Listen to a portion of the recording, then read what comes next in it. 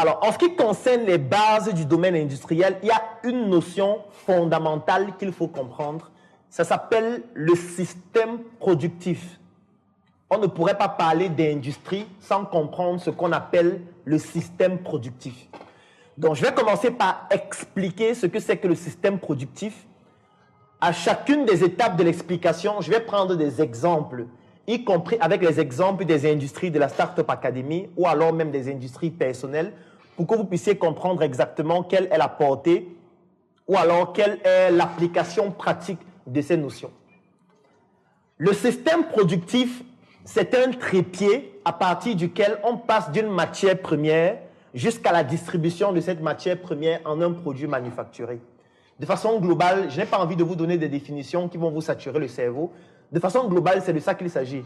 Trépied, pourquoi? Parce qu'il y a 3 étapes dans le système productif et je m'en vais donc vous expliquer chacune des étapes et pour chacune des étapes, je vais prendre des exemples. Le premier, ou plutôt la première étape du système productif, c'est ce qu'on appelle le secteur primaire. Alors, c'est quoi le secteur primaire? Le secteur primaire, c'est tous les éléments qui consistent à obtenir une matière première que nous allons utiliser dans un autre secteur que je vais présenter tout à l'heure et qui va permettre d'obtenir soit ce qu'on appelle une matière première transformée ou un produit manufacturé. Je vais vous prendre un exemple. Si on souhaite obtenir une matière première, qu'est-ce qu'on peut faire? On peut pratiquer de l'agriculture. Ça veut dire que je peux par exemple avoir mon champ de maïs, cultiver le maïs et obtenir mon maïs à la fin de ma production. J'obtiens dans le maïs qui est donc une matière première. Je peux aussi obtenir une matière première par exemple en faisant de l'extraction minière. Je prends un exemple. Si vous voulez obtenir par exemple de l'or ou le diamant, vous êtes obligé de faire de l'extraction minière ou si vous voulez obtenir du pétrole.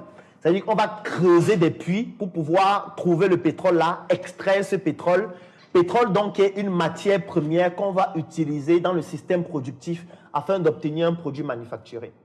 Dans le système, ou plutôt le secteur primaire, qui est la première étape du système productif, c'est ce secteur dans lequel on procède par toutes les méthodes possibles comme l'agriculture, comme la pêche, comme la chasse, comme l'extraction minière pour pouvoir obtenir une matière première qu'on va utiliser dans le domaine ou plutôt dans les autres secteurs du système productif. Je prends un exemple. Vous pouvez par exemple faire de la chasse. Vous tuez par exemple un animal ou alors par exemple une vipère et vous utilisez la peau de cette vipère qui devient donc la matière première que vous allez utiliser dans les autres secteurs du système productif afin de pouvoir obtenir soit un produit manufacturé ou tout simplement une matière première transformée. Donc, il est extrêmement important de comprendre cette première étape qu'on appelle le secteur primaire, qui est dans la première étape du système productif, le système productif qui est la base du domaine industriel. Dans le secteur primaire, ce sont tous les moyens et toutes les méthodes qu'on utilise pour obtenir une matière première qu'on va donc exploiter dans le deuxième et dans le troisième secteur du système productif afin de pouvoir obtenir une matière première transformée ou tout simplement un produit manufacturé. Maintenant, dans le secteur primaire, il y a 2 types de secteurs primaires.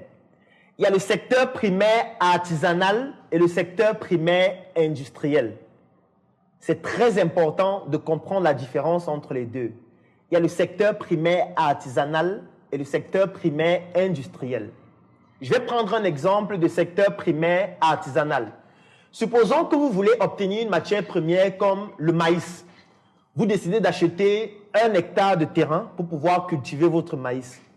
Sur ces 1 hectare de terrain, vous allez défricher, vous allez labourer le terrain, vous allez essayer d'acheter par exemple les semences de maïs, vous allez cultiver votre maïs peut-être avec vos enfants ou avec vos proches ou avec des personnes qui vous aident à cultiver. Quand vous finissez de cultiver, vous allez entretenir votre champ régulièrement, vous allez arroser. Et quand sera venu le moment de la récolte, vous allez récolter le maïs, par exemple, avec vos enfants, avec vos proches, avec les personnes qui vous aident à récolter. À la fin, vous allez obtenir peut-être 1 sac, 2 sacs, 3 sacs de maïs. Ça, c'est ce qu'on appelle la production artisanale de la matière première. Pourquoi est-ce que c'est qualifié de artisanal? C'est parce que vous procédez par toutes les étapes vous-même ou avec vos équipes pour pouvoir obtenir cette matière première-là à la fin du processus. Je vais prendre un autre exemple. Supposons que vous êtes par exemple dans le domaine de la chasse. Vous allez par exemple dans une forêt, vous essayez de chasser par exemple, je vais prendre un serpent, ou vous pouvez chasser une biche, ou ça va dépendre de l'animal.